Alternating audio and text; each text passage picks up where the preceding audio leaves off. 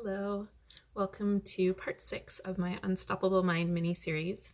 So today, part 6 is all about clearing the path.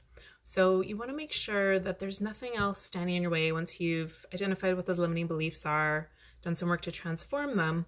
You want to make sure there's nothing else in there that's holding you back. So one of the things to clear the path is to declutter. So do you find that you have a lot of stuff around you, maybe in your space that you work, on your desk or your office? Is it cluttered and full of things? I have to admit, this is sometimes something that's an issue for me. I like to have sticky notes, so I have like sticky notes all over the place, all over my desk, and I have colored pens all over the place. So a lot of times I end up with this clutter, so I have to always be working on putting it back in a proper spot so I have a tidy area. Because if you don't have that clean, clear area, then your brain can't really focus on the task at hand. It's distracted and the energy is taken up by all these other things around you. So it's really important to declutter your space, particularly if you have an office space, an area that you work. That's the main focus that you want to have for your business, so that you have that clean space to think and to create and to do all those things, to connect with people, all that fun stuff. So make sure you're decluttering. And once you've done your office, you can definitely get to other areas of your house too. So are there toys, kids' toys that you need to clean up? Are there things in the kitchen, old clothes in your closet? This is always a work in progress because it's so easy to accumulate things, but then we have to make it a conscious effort to put those things in their place and to give them a home so that they're not scattering our brains and pulling our energy away from what we should be doing. So clear the path by doing some decluttering. If you can just do your space that you work in, that's an amazing step. And it's a constant thing, like maybe make it a weekly thing to just tidy up your area, make sure it's clean and tidy before you start your work for the week.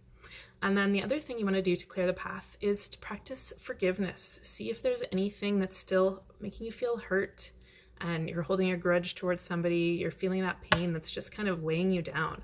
So it's important to identify if there is any of that for you and to make sure that you've done a little bit of forgiveness work so you can release it from yourself, from your heart and your soul, so that you're free to do what you want without that lingering in the background. So a great way to practice forgiveness is you can write a letter, like think back to whatever you're feeling hurt by and write a letter to the person. You don't have to give it to them, but just for yourself to get those emotions out, you can write a little letter saying, "Dear so-and-so, I am so upset that you did blah, blah, blah to me.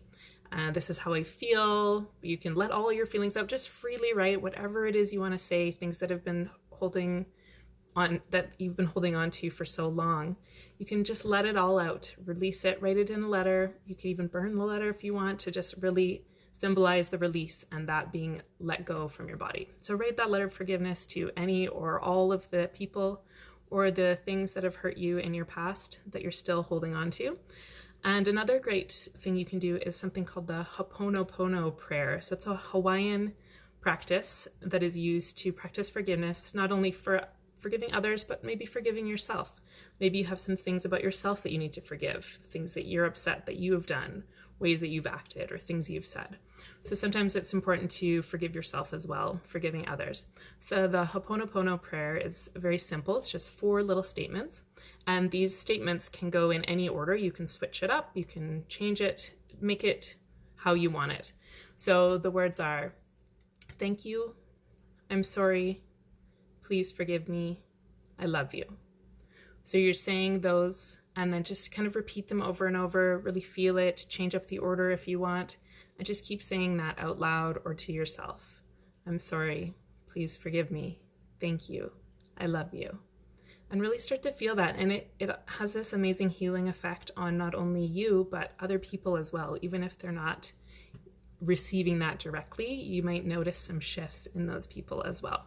So give that a try. You can do it as like a little meditation, just kind of sit in silence. You can even have your hand on your heart as you do it to really feel the love and just say that statement.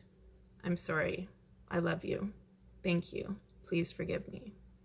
And just see that over and over. Anytime you feel that hurt, that pain come up, you can just do that or just make it a part of your daily practice.